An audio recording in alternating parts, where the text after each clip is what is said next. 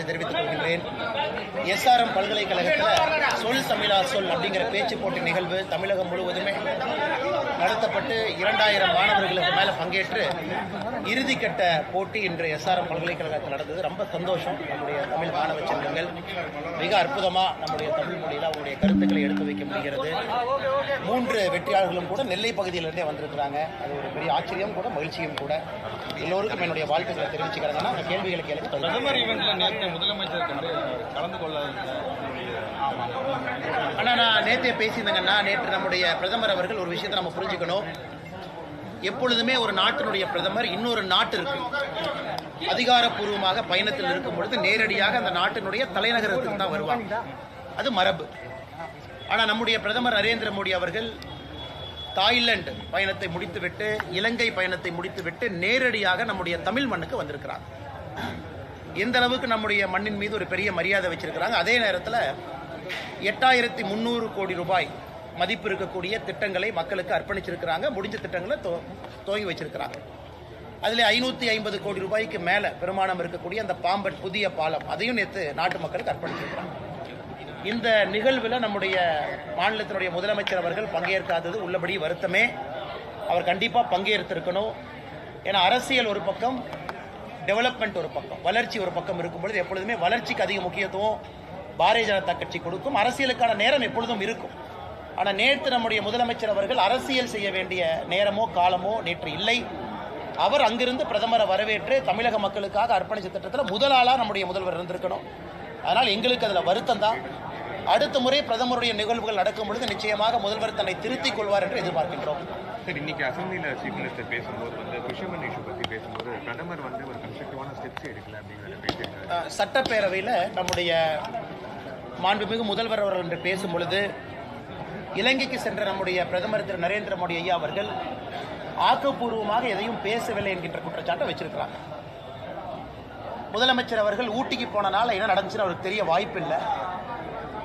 வெளியுறவுத்துறையினுடைய செயலாளர் அவர்கள் ஒரு செய்தி குறிப்பு அடிப்படையில் பிரதமர் அவர்கள் இலங்கையில் என்னெல்லாம் பேசினாங்க அப்படி. பாரத பிரதமர் நரேந்திர மோடி அவருடைய இந்த இலங்கைக்கான பயணம் என்பது ஒரு சரித்திரம் வாய்ந்த பயணம். நான் கொஞ்சம் விவரமாக அதை பற்றி பேச விருப்பப்படுறேன். எதற்காக இது சரித்திரம் வாய்ந்த பயணம்னா, முதலாக ஒரு அதிபருக்கு, ஒரு நாட்டினுடைய பிரதமருக்கு அந்த நாட்டில் ஃப்ரீடம் ஸ்கொயர் என்று சொல்லப்படுகின்ற கொழும்பு மாநகரத்தில் இலங்கைக்கு எங்கே விடுதலை அறிவிக்கப்பட்டதோ அந்த ஃப்ரீடம் ஸ்கொயரில் முதலாக ஒரு நாட்டிற்காக அந்த இடத்துல நிகழ்வு நடந்தது.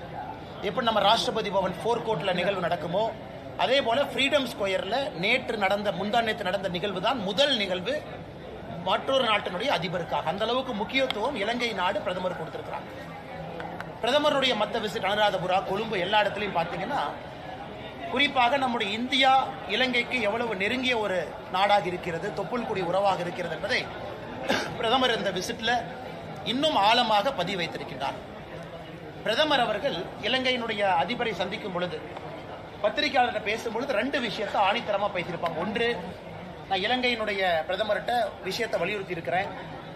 அங்க இருக்கக்கூடிய எல்லா மீனவர்களையும் உடனடியாக விடுதலை செய்ய வேண்டும் என்கின்ற கோரிக்கையை வச்சிருக்கேன். ஆன் ரெக்கார்ட் பிரதமர் சொல்லியிருக்காங்க. அது மட்டும் இல்லாம நம்முடைய பிரதமர் அவர்கள் ஆன் ரெக்கார்ட்ல சொல்லியிருக்கிறாங்க, பிடிக்கப்பட்ட எல்லா படகுகளையும் விடுதலை செய்ய வேண்டும் என்கின்ற கோரிக்கையை வச்சிருக்கேன். முதலமைச்சர் நல்லா புரிஞ்சுக்கணும், இலங்கையில ஒரு சட்டம் இருக்கு. அந்த சட்டத்தின் அடிப்படையில் நம்முடைய மீனவர்களை கைது செஞ்சிருக்கிறாங்க. அந்த சட்டத்தின் அடிப்படையில் நம்முடைய படகுகளை பிடிச்சு வச்சிருக்கிறாங்க. இலங்கையினுடைய சட்டத்தின் அடிப்படையில் நம்முடைய பிரதமர் பேச்சுவார்த்தையில் என்ன பேசின அப்படிங்கிறத வெளிப்படையாக பத்திரிகையாளர் சந்திப்பில் சொல்லியிருக்கிறாங்க. படகையும் விடுதலை செய்ய வேண்டும் என்று கோரிக்கை வைத்திருக்கின்றேன், மீனவர்களையும் விடுதலை செய்ய வேண்டும் என்று கோரிக்கை வைத்திருக்கின்றேன். அதன் அடிப்படையில் நேற்று 14 மீனவர்கள் விடுதலை செய்யப்பட்டிருக்கிறார். எல்லா மீனவர்களும் விரைவில் விடுதலை செய்யப்படுவார்கள் என்கின்ற நம்பிக்கை இருக்கு. அதே நேரத்தில் ஒரு பெரிய நாடு, முக்கியமான நாடு, பொருளாதாரத்தில் மிக முன்பு சென்று கொண்டிருக்கக்கூடிய நாடு, இலங்கைக்கு ரொம்ப நட்பாக இருக்கக்கூடிய நாடு, இந்திய நாட்டினுடைய பிரதமர் வைத்திருக்க கோரிக்கைக்கு நிச்சயமாக இலங்கையினுடைய பிரதமர் அவர்கள் செவிசாய்ப்பார்கள் என்கின்ற முழு நம்பிக்கை எனக்கு இருக்கு. படகையும் விடுதலை செய்ய வேண்டும் என்று சொல்லியிருக்கிறாங்க. நிச்சயமாக இலங்கை அதையும் கன்சிடர் பண்ணி அறிவிப்பாங்க. அதனால் இது எல்லாம் மறைச்சிட்டு முதல்வர் அவர்கள் அசம்பிளியை தவறாக வழிநடத்தி இருக்கின்றார்கள். இவ்வளவு பேச்சுவார்த்தை நடந்திருக்கு. பேச்சுவார்த்தை நடத்திய பிறகு பத்திரிகை நண்பர்களுக்கு வெளிப்படையாக பிரதமர் பேசியிருக்கிறார். நாங்கள் என்ன பேசியிருக்கோம் அதையெல்லாம் மறைத்து விட்டு முழு பூசணிக்காய சோத்திலே மறைப்பது போல் பொய்யை சொல்லியிருக்கின்றார் முதல்வர். இரண்டாவது, கச்சத்தீவை பத்தி அவங்க என்ன பேசினாங்க அப்படிங்கிறது எனக்கும் தெரியாது, முதல்வருக்கும் தெரியாது, உங்களுக்கும் தெரியாது. ஒரு நாட்டினுடைய ரகசிய திட்டங்களை இன்னொரு நாட்டில் பொதுவெளியில பேச போவது கிடையாது. பாரதிய ஜனதா கட்சி தமிழகத்தினுடைய அதிகாரப்பூர்வமான நிலைப்பாடு, திமுகவுக்கு முன்பே எங்கள் நிலைப்பாடு கச்சத்தீவு திரும்பி கொண்டு வர வேண்டும் என்று திமுகவுக்கு முன்பே எங்கள் நிலைப்பாடு இருக்கு. அதனால் முதலமைச்சர் அவர்கள் தயவு செய்து எங்களுக்கோ பாரத பிரதமர் நரேந்திர மோடி அவர்களுக்கோ பாடம் எடுக்க வேண்டாம் கச்சத்தீவை பற்றி. கச்சத்தீவு இன்னைக்கு இன்னொரு நாட்டினுடைய சொத்தா இருக்கு. கத்தியை காட்டி துப்பாக்கி முனையிலே அந்த சொத்தை பறிமுதல் செய்து கொண்டு வர முடியாது. அதற்கு ஒரு சிஸ்டம் இருக்கு. நிச்சயமாக பாரதிய ஜனதா கட்சி தமிழகத்தினுடைய கோரிக்கை நாங்கள் ஜெய்சங்கர் ஐயாட்ட எப்போ வச்சிருக்கோம். அதனால் அவர்கள் அவங்க மீட்டிங்ல என்ன பேசினாங்க, வெளிப்படையாக என்ன சொல்ல வேண்டுமோ பிரதமர் அவர்கள் சொல்லி இருக்கிறாங்க. அதனால் இதை வைத்து முதலமைச்சர் அவர்கள் அரசியல் செய்வது நகைப்புக்குரியது. சார், நீங்க மாநில தலைவராக நீடிக்க வேண்டும் சொல்லிட்டு உங்களோட ஆதரவாளர்களும் இளைஞர்களும் நிறைய பேர் மத்திய பாஜகவுக்கு லெட்டரு அது மாதிரிலாம் எழுதிக்கிட்டு இருக்காங்க. அவங்களுக்கு உங்களுடைய அண்ணே பேசுவாங்கண்ணே, அதுக்கான நேரம் காலம் இருக்கு. அதனால் நம்முடைய தொண்டர்கள் எல்லாருமே ஒரு விஷயத்தை புரிஞ்சுக்கணும். நான் ஏற்கனவே இதை பற்றி நிறைய பேசியிருக்கேன், பேசுறேங்க. நான் இன்னைக்கு நான் திரும்ப அதை பேச விரும்பல. 2 முறை இதை பற்றி பேசியிருக்கேன். இன்னும் சில நாட்டில் யாரும் தோண்டலை விட மாட்டாங்க. அவங்களோட களத்தில் நான் போராடி கொண்டிருக்கின்றேன், போராடுவேன். அதில் எந்த மாற்று கருத்தும் இல்லை. நான் செப்பல் போடாமல் நின்று இருக்கேன். 4 மாசம் ஆச்சு செப்பலை கழட்டி. காரணம் என்ன? திராவிட முன்னேற்ற கழகத்தினுடைய ஆட்சி தூக்கி எறியப்பட வேண்டும் என்பதற்காக என் செப்பலை தூக்கி எறிஞ்சு 4 மாசம் ஆகுது. ஆனால் களத்திலிருந்து போராட போகின்ற என்னுடைய நேரம் முழுவதுமே களத்தில் இருக்க போகுது. அதிகமாக டிராவல் இருக்க போகுது. மக்களோடு மக்களாக இன்னும் அதிக பணிகள், இந்த மாநில தலைவர் அப்படிங்கிற நிறைய பணிகள் இன்னைக்கு எனக்கு இருக்காது. அதை பற்றி சந்தோஷம்தான். அமைப்பு ரீதியான பணிகள்லாம் வேற அவங்க செய்யட்டும். அதனால தான் நான் சொன்னேன், மாநில தலைவர் போட்டியில் நான் இல்லை என்கின்ற அர்த்தத்தில் சொன்னேன். காரணம், களத்திலே இருக்க வேண்டும் என்று நினைக்கின்றேன், களத்தில் இருப்பேன். அதனால் தொண்டர்கள் யாராக இருந்தாலும் அவர்களோடு சேர்ந்து இந்த போராட்டம் இருக்கும். நான் ஏற்கனவே சொல்லியிருக்கேன், தலைவர் பதவி இருக்கிறனால ஒருவர் அடையாளப்படுத்தப்பட வேண்டும் என்கின்ற அவசியம் யாருக்குமே இங்கே இல்லை. பதவிகள் வரும், பதவிகள் போகும். ஆனால் எல்லோருமே இன்னும் சுறுசுறுப்பாக, வேகமாக, வீரியமாக களத்தில் போராட வேண்டும் என்று பாரதிய ஜனதா கட்சியினுடைய தொண்டர்கள் எல்லோரையும் இந்த நேரத்தில் அன்போடு கேட்டுக்கொள்கிறேன். நான் இங்கேருந்து போகும்போது அண்ணாவுக்கு ஒவ்வொரு சங்களையும் பிடிங்கி எரிஞ்சுட்டு தான் போவேன் அப்படின்னு சொல்லிட்டீங்க. இப்போ வந்து மாநில தலைவர் அந்த அந்தஸ்தில் இல்லை அப்படின்னா என்ன நிலைமையில் இருக்கும்? அதே போராட்டம், அதே தொடர்ச்சி அப்படியே தான் இருக்க போது. உங்களை சந்திக்க போகின்றோம். திராவிட முன்னேற்ற கழகத்தினுடைய ஊழலை இன்னும் வீரியமாக, வேகமாக சொல்லத்தான் போறோம். அது நரேந்திர மோடி ஐயாவுக்காக அரசியலுக்கு வந்தவன் நான். அவர் கிணத்துல குதினால் குதிக்கிற ஆள் நான் ஒரு கட்சியை பார்த்தோ ஒரு சித்தாந்தத்தை பார்த்தோ அரசியலுக்கு வரலைங்க. அது எல்லோருக்குமே தெரியும். நரேந்திர மோடி என்கின்ற ஒற்றை மனிதனுக்காக அரசியல் களத்தில் நான் நிற்கிறேன்.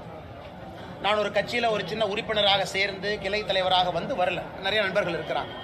இந்த கட்சியில நான் 36 வயசுல நான் ஒரு உறுப்பினராக வந்து சேர்ந்தேன். ரொம்ப இளைய வயசுல சேரல. அதனால் மோடி அவர்கள் கை காட்டுவார். இதை செய்யணும் சொன்னா அதை செய்ய போறேன்.